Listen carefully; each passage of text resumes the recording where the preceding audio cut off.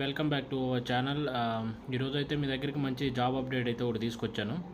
So job update ఏంటంటే ఎకోజెన్ అనే company నుంచి అయితే శాప్ ట్రైనీ రోల్ అయితే ఒకటి ప్లేస్ అయింది. ఈ శాప్ ట్రైనీ ఏంటంటే డిఫరెంట్ మాడ్యూల్స్ ఉంటాయి. SAP HR, SAP ABAP, SAP FICO అని చెప్పేసి దీని నుంచి మనకు శాప్ ట్రైనీ రోల్ అయితే ఒకటి ప్లేస్ అయింది. ఇది ఫుల్ టైమ్ ఎంప్లాయ్మెంట్ అయితే అవుతుంది.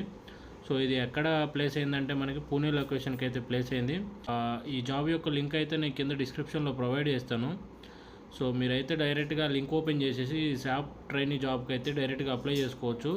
So before we applying the job first we have to read roles and responsibilities.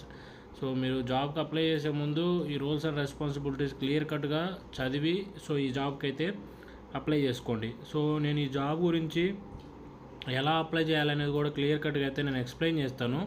So ఎక్కడైతే స్కిప్ చేయకుండా వీడియో విండో వరకు అయితే చూడండి. సో మీరు ఇంకా మన ఛానల్ సబ్స్క్రైబ్ చేసుకోకపోతే తప్పకుండా మన ఛానల్ అయితే సబ్స్క్రైబ్ చేసుకోండి. అదేవిధంగా లైక్ చేసి మీ ఫ్రెండ్స్ అండ్ ఫ్యామిలీ మెంబర్స్ ఎవరైతే జాబ్ సీకర్స్ ఉంటారో వారికైతే షేర్ చేయండి.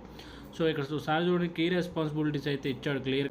సో ఇవన్నీ జాగ్రత్త చదివేసేసి SAP systems including SAP NetWeaver, S4HANA, SAP Fiori, so వీటన్నిటి గురించి మీకు నాలెడ్జ్ ఉన్నట్లయితే ఈ జాబ్కి అయితే అప్లై చేసుకోండి. సో వాళ్ళకి కావాల్సిన డిఫరెంట్ మాడ్యూల్స్ అయితే మీరైతే శాప్ ట్రైనింగ్లో అయితే వర్క్ చేయాల్సి ఉంటుంది.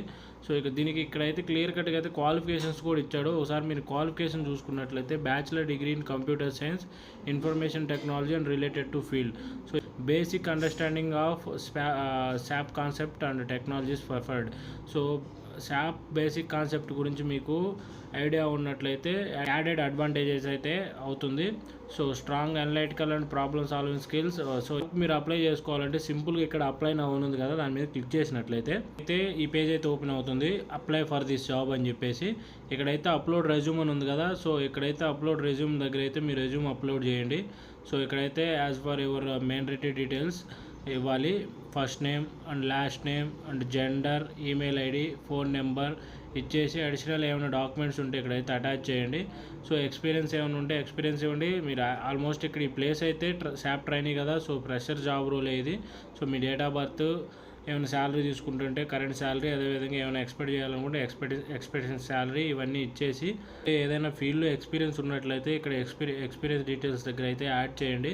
సో ఎడ్యుకేషన్ డీటెయిల్స్ అయితే యాడ్ చేయండి. యాడ్ ఎడ్యుకేషన్ డీటెయిల్స్ మీద క్లిక్ చేసి అదేవిధంగా ఇక్కడ క్యాప్షా ఎంటర్ చేసి దీన్ని చెక్ చేసేసి అప్లై నౌ ఉంది కదా, దీని మీద క్లిక్ చేసినట్లయితే ఈ జాబ్కి అయితే మీరైతే అప్లై చేసేసుకోవచ్చు.